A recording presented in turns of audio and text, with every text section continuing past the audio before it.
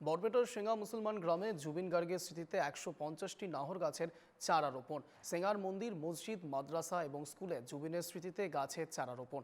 সদ্য প্রয়াত জনতার শিল্পী জুবিন গার্গের স্মৃতিতে রবিবার সকালে সেঙ্গা মুসলমান গ্রামে নাহর গাছের চারা রোপণ করা হয়। সেঙ্গা উদীয়মান যুব সংঘের উদ্যোগে এবং বঙ্গাইগাঁও সামাজিক বনানীকরণ রেঞ্জের সহযোগিতায় নাহর গাছের চারা রোপণ করা হয়।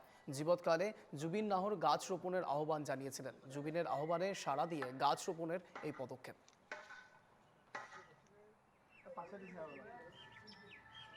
আমি বঙাইগাঁও সামাজিক বনানীকৰণৰ উদ্যোগত আৰু চেঙা উদীয়মান যুৱ সংঘৰ সৌজন্যত আমি জুবিন গাৰ্গৰ স্মৃতি ৰক্ষাৰ্থে আমি নাহৰৰ পুলি আমি চেঙা অঞ্চলৰ প্ৰতিটো মছজিদ, মন্দিৰ, নামঘৰ আৰু ৰাজহুৱা স্থানত আমি গছপুলি ৰোপণ কৰা কাৰ্যসূচী ইতিমধ্যে চলাই আছোঁ।